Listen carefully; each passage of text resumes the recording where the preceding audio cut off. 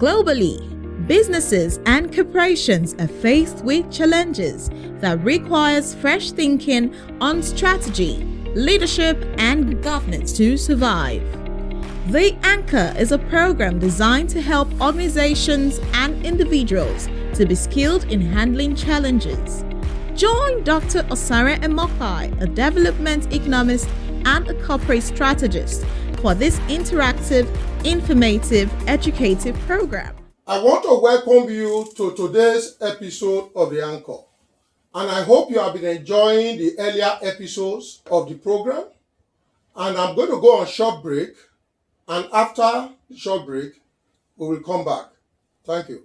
Are you a small business owner, a trader, a school owner, a federal civil servant, a Lagos or Edo civil servant, a farmer or a farm supply merchant? Do you need a loan or wish to fix your money for a high yield interest? Talk to us today and get your loan in less than 24 hours. Visit our website on www.lapo-nigeria.org or call us on 0813-984-0230. Email info@lapo-nigeria.org. So welcome back to this episode of The Anchor. With me to my left is Mrs. Osai Mopai and to my right is Mr. Ebi Tebepina. Today we are going to focus on what I call strategic security. Strategic security is called by some school of thought wholesome security. Some other people call it composite security. So it depends on which school of thought you belong, whichever one suits you. But I want to christen this one today, strategic security. Now, if we watch what happens around us, in our country and in so many parts of the world, there is so much restiveness. People are overwhelmed with challenges. In some occasions, people take their lives. They are in despair. And when you look around all these, where people are so despaired, you then say, is there not a solution? Is there not something that could be done to ensure that people don't, carry despair and then end their lives prematurely, either due to, compromised immune system or even lack of the will to live? And that is why it's important that we make a contribution towards the discourse. How do we ensure a better and a safer world? To ensure a better and a safer world, we need to look at the composite or the strategic security architecture. I want to call it that. Use that to encompass everything. So we will introduce us during this episode into what does it really mean? What do we really mean by a composite security architecture? What do we mean by it? Or strategic security? What do we really mean by this? And we are going to begin to unpack them one after the other in subsequent episodes. So let me just to define a simple definition of security. When you take it at a strategic level, a simple definition is the state of being free from danger and harm's way. The state of being free from danger and harm's way. So there are different types and there are different components. I call it a composite strategic architecture. What is this? What are if we want to begin to unpack this that we have, titled, we are just introducing, what are those components of this composite strategic security architecture? Do you want to, Mr. Samopa, do you want to say something about, your own? Because it's made of a basket of a number of things. Is there some you want to mention? Yeah, when we are talking of wholesome security, yes, we'll be talking of the physical security, the financial security. We talk of health awareness security, as well as food security. Anything that sort of give anyone or put you in danger is what we'll be talking about in this episode. Okay, that was good. And what that then says is this. If you then look at all those areas of needs, how do you ensure we are able to deal with those areas of needs? Because every area of need requires a mode of security. Every area of need. And that's exactly what she said. Financial need, physical need, spoke about food, hunger, health, and so on and so forth. Maybe two more I would want to just add. Emotional need. And there's also the spiritual need. All these areas are important in designing a comprehensive security architecture for a nation, for a community, and for a family, and indeed for even every individual. So, as I said earlier, where there is need, there is an associated dimension of danger. Anywhere there's a need, there's an associated dimension of danger that needs security in that area. And so, somehow, security is one area that contributes to security. So, security in one area. For instance, you talk about financial security. It can actually also help you in terms of looking at physical security, because they are all intertwined. They are all intertwined, and they are networked together. And that's why, rather than just treating them, looking at symptoms, we need to look at both the underlying paradigm of security and then to see even the symptoms and the manifestation in society, after you look at that underlying paradigm. So, Mr. Ebi, maybe you want to throw something into this, we're discussing about security.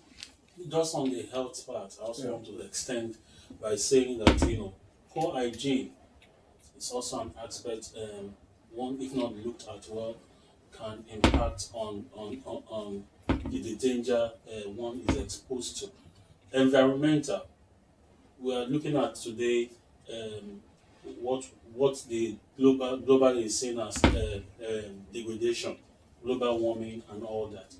If all of this is not, the environment is not safe. Erosion, flood, and all that, there's immense danger ahead. And that's what I just want to add to that. Okay, so thank you very much. You mentioned the issue of health security, which is very, very important. Wellness is very, very important. But you see, you look at the life of man and say, what are the needs?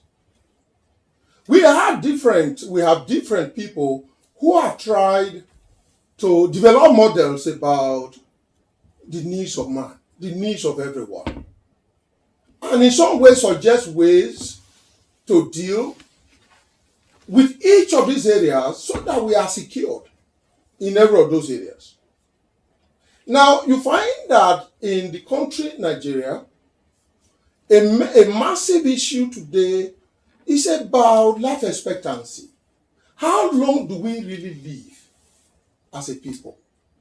And life expectancy in our country, Nigeria, is about 54 years today. For a long time, it was about 49. That was the life expectancy. And when you talk about life expectancy of 49 in Nigeria, you were talking about 70 in Egypt. And when you begin to go to more developed countries like the United Kingdom, you look at 81. Now, when you then look at the Nigerian life expectancy, that is the average age which we die, taking the average in this country, you find whereas you look at women to be around 56, you find men maybe around 52, 53, and when you average it comes to about between 54 and 55.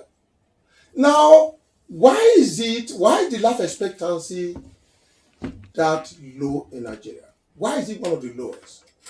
A critical underlying factor, why life expectancy is that, is because of the misery index. Because of the misery index. You see, misery index, there's a way in which it is calculated, but I will also give you a very simple definition of misery index, for instance. When you want to calculate misery index of a country, like you are calculating the GDP, gross domestic product, or national income, and the per capita income, and share that amongst people as an average, gone to, a per capita income. So misery index is the outcome when we add unemployment, we add inflation, we look at bank lending rates together and subtract the change in real GDP, gross domestic product per capita. Now let me simplify this, because that's a technical thing, we use in development and development economics. Now let me take you now onto explaining that, in a simplified manner in which, our audience you can get to understand this properly. And that is that misery index is the measurement of the degree of misery or how miserable people are in a country or in a community, even in a household, over a period of time. And usually it's done over 1 year. So, let me take it again. Misery index is a measure of the degree of misery or how miserable people are in a country, in a community, over a period of time. And usually we use 1 year for the computation. So when misery index is very high, it affects life expectancy. It affects life expectancy. Where misery index is very high. For instance, let me quickly just say this about misery index in a couple of countries. You look at misery index in Nigeria. Misery index in Nigeria is essentially was put at about 40%, as against 14% in Ghana and less than 10%, maybe about 5% in Great Britain. That misery index. Now, when you look at the percentages, it was about 40. But do you know, by the time that itself needed to be upgraded to accommodate unemployed youth, after the NSA protest, it was important to recalculate the misery index. It was actually found that the misery index in Nigeria, in real terms, is about 68%. It's about the highest in the world. The only two other countries that compete with Nigeria at that bottom, they are Afghanistan and Iran. That is where the misery index is that high. And so because of that very high misery index, you then find that people don't live long. And even underlying that misery index is poverty. So let me just come on to this point now. You see, I've tried to define this misery index, the technical term and all, and we see that people are in sorrow, will to live is very, very poor and all that. Mr. Simon Padi, what are your thoughts on this? People have expectation. For instance, you will expect that when you get home, you have water or you have electricity and some other things that will give you some comfort. Yes. You get home, you don't have it, and you are going to the streets. A little anger, a little maybe touch, pressure. Yes. you see somebody exploding. It's a kind of transfer aggression, and that affects you and affects the other person. Yes. That's stressor, and it affects your blood pressure and so many other organs in the body, and that affects the health security we are talking about. Yes. And before you know it, somebody is sick. Yes. You see, thank you so much for that dimension, and the frustration in terms of infrastructure, energy, power. We really don't have security in those areas. You get home, for your fan cannot blow, mosquito is biting you, and by the time you know malaria is coming, and all those and so on and so forth. Mr. B, maybe you want to add to what she said on that? Yes, I will just add to what Madam said. Even on that aspect, health, the structure is not just there. After all that, you get to the place where you need to get your health care and all that. Mm. You have to wait hours. If you are attended to at all that day, not to ask you to come back the next day or all that. So the health sector is also a major issue where needs to be addressed. Also, looking at education, we see graduates coming out, over 600 people every year as graduates across the nation. Is it 600,000? 600,000. 600,000. 600,000 every year as people coming out of school, graduates, and a combination of postgraduate and graduates, and no job. The issue of unemployment, even if when they are employed, is not an employment that is measurable.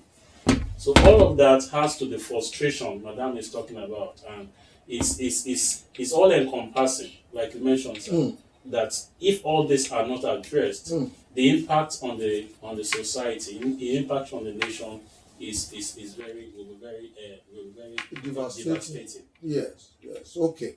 Thank you so much. Then I want to now take it just on to see the Nigerian physical security, because you see the budget, if you were listening to these people in the parliament the other day, they were talking about Nigerian budget for the next year, and the bigger budget was on physical security. They gave a budget on physical security. So it's like wasting resources. You are treating symptoms. Physical security is a symptom of an underlying insecurity, underlying security challenge at the primordial level, at the very elementary level. So that's just a symptom. But we are budgeting so much in Nigeria for physical security, and it's the biggest budget of government. When you move around states, they tell you their security votes. The governors, they don't even account for all these security votes. And the money they devote for security vote will even be more than money they spend on other areas. Whereas, those security votes would have been scaled down. The security budget in Nigeria would go down if we are addressing the root issues that bring about physical security. And the number one issue essentially is poverty. Because people poor. Because you move around the streets, you see the people who are, fighting, they call them hoodlums. They are really not hoodlums, a lot of these people. They are just hungry and angry Nigerians. And you see them on the streets. And why are they on the street? They have no job. Why are they on the street? Why are they, so angry? They are there, whatever. They have no place to sleep. Poverty is a killer of destiny. It's very disruptive. And so, if you want to actually deal with, rather than spending so much of Nigerian budget on physical security, if you were to devote that budget, a corner of that budget, to food security, to accommodation security, to water security, to health security, you find you do very little. Is it not what? Yes. And maybe you want to contribute there. If we deal with the underlying, we have less to do with the symptoms. Yes. Because something brings about the symptoms. Yes. And so if we are able to deal with that fundamental level, yes, we have little of the symptom to it doesn't really manifest a lot. Yes. Yeah. Okay, thank you, man. And thank you for that insight that you brought onto the discussion. Mr. Ebi, I think Ebi Tebefina, I think you have, something you want to then add to what she said. Yes. Thank you, sir. I just want to add that a country of over 200 million population, and the issue of agriculture, food, which is in the hierarchy of need, basic, is not attended to, and where the attention is given is not maximally looked at. Is a major problem for the country, and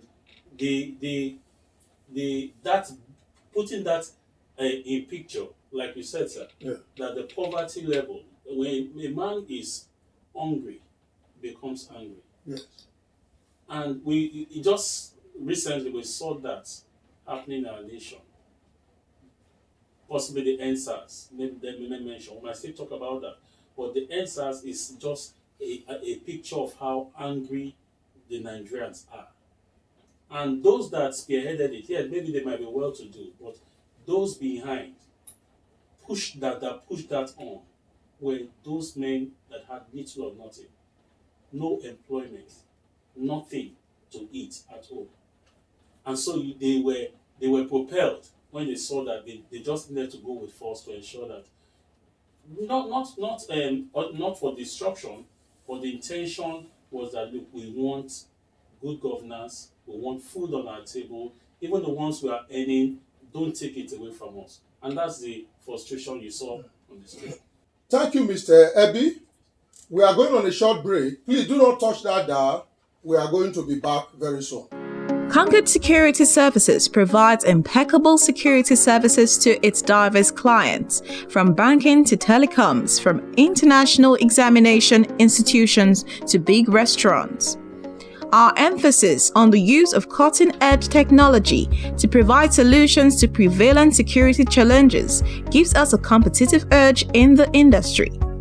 Our array of services include man guarding, CCTV, perimeter fencing, full body scanners, metal detectors, VIP protection, escort services, due diligence, and event security. We offer extensive trainings to our security personnel to improve their physical fitness, mental alertness, and exceptional skills in managing complexity at our 2 training centers in Ed John School of Management and in Ilasa office. Engage our services today and let us give you peace of mind.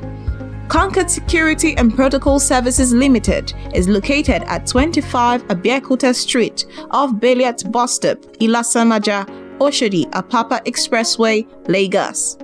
Telephone 0805 690 8568 or 0805 119 9931. Send a mail to info@concordsecurityng.com or visit our website at www.concordsecurityng.com.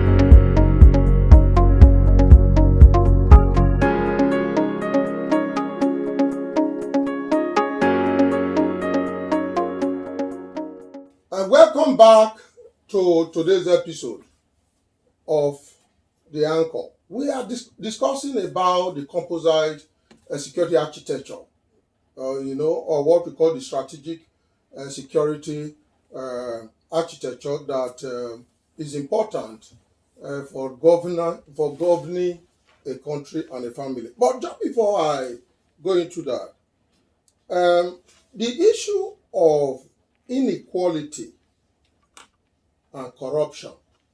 You see, national income, when it is more evenly distributed, people have good paying jobs that can give this above the living wage.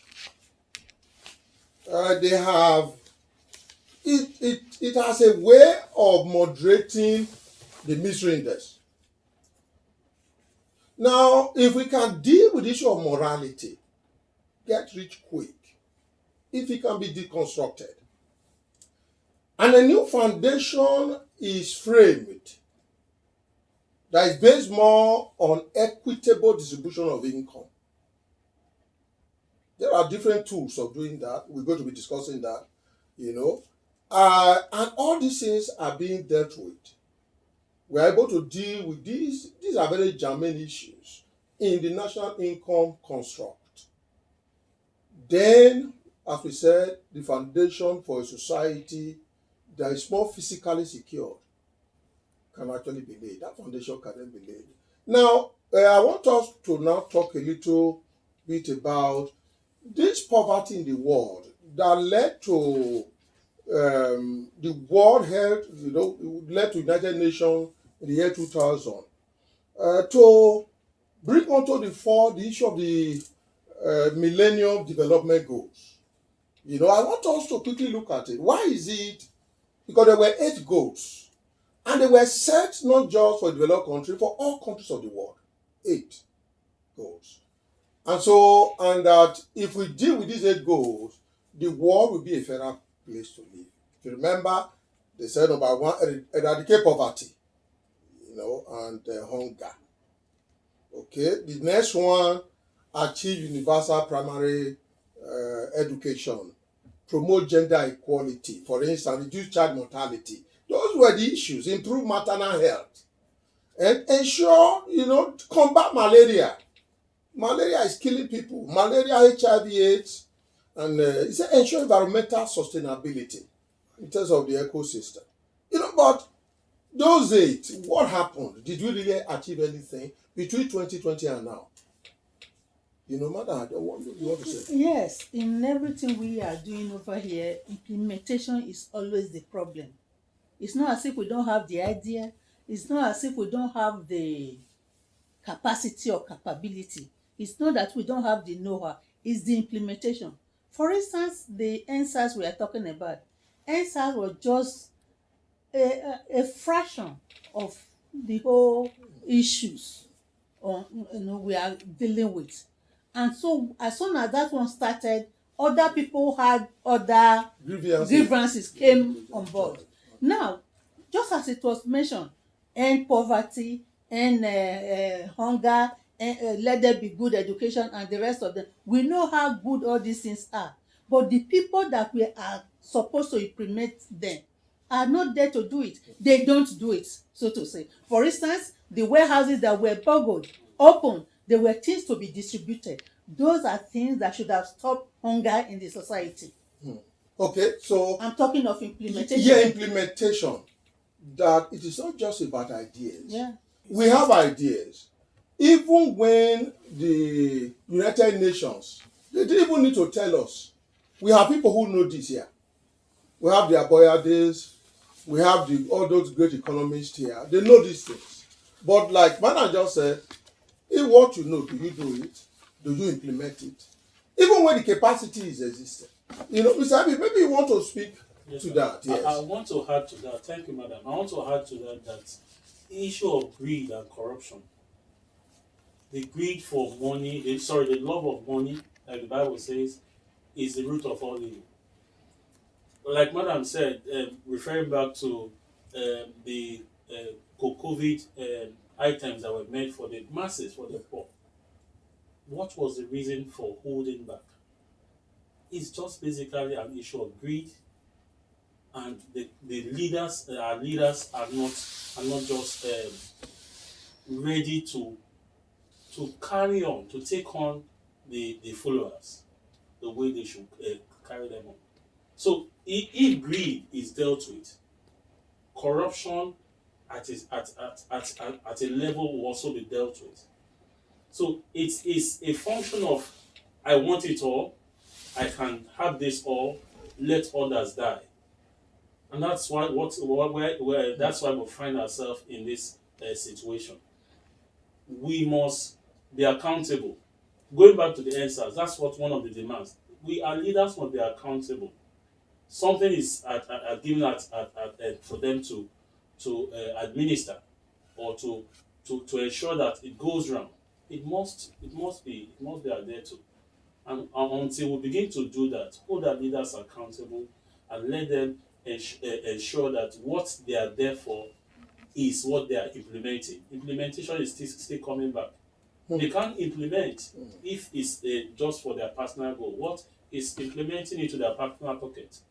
So the issue of, greed, the issue of even corruption, the issue of corruption,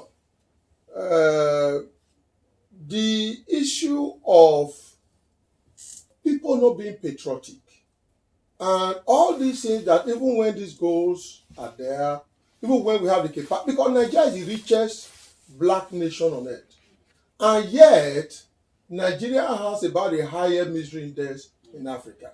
Nigeria has, the highest number of poor people as a percentage of our population in the world, despite all the wealth. It's also, economists tend to call that, when they, development economy tend to call that economic dualism. What is dualism?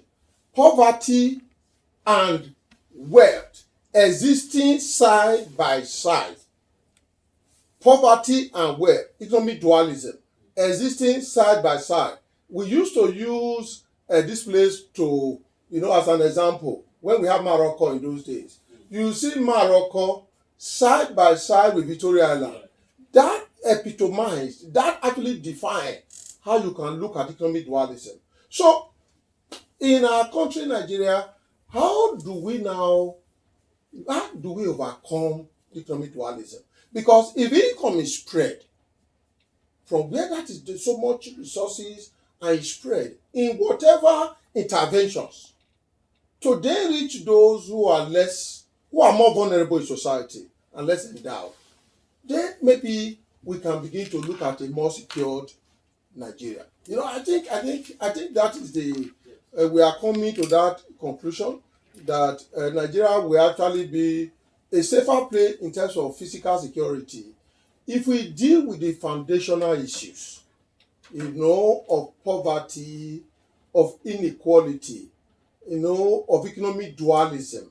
If we can deal with these problems, and we have a more honest leadership, people who have, in fact, let me add the fear of God. People who have the fear of God leading us as a country. Now, you will then find a more even distribution of the Commonwealth we call our gross national product in Nigeria. A more even distribution. Then, misery index will of course reduce and we live a better quality life in Nigeria. Okay, that is where we end today's episode. I want to thank, my co-discussants at the studio. Mr. Osai Mokpai, thank you for the insight that you brought into the discussion. And I want to thank you, Mr. Chebepina, for the insight you brought to the discussion. At the end of the day, we leave this onto our community, onto our people, to then take the discussion further. Begin to discuss this further, so that at the end of the day, we can actually begin to get a better Nigeria. And as we get a better Nigeria, we have a more secure Nigeria. Thank you so much, everyone, for listening to us today. And until we come your way again, we say, do your own best in your little corner to make a difference in our world. Thank you and bye-bye.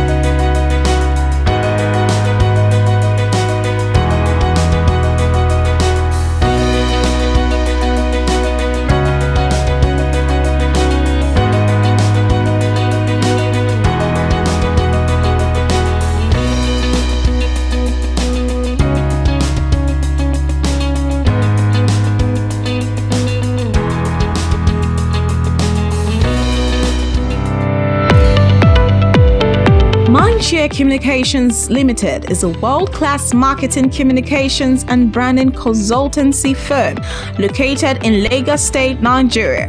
We offer a wide array of consultancy and promotional services to corporate businesses and firms.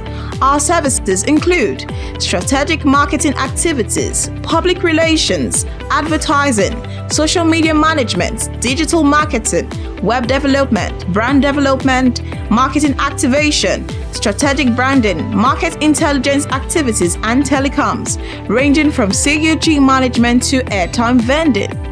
Call Mindshare Communications today to help you achieve your goals. For further information, please contact Abiola on 0807 739 0974. Send a mail to info@mindsharelimited.com or visit our website at www.mindsharelimited.com. Address 184A Kaduna Road, Crystal Estate, and Mowadofi Estate, Lagos.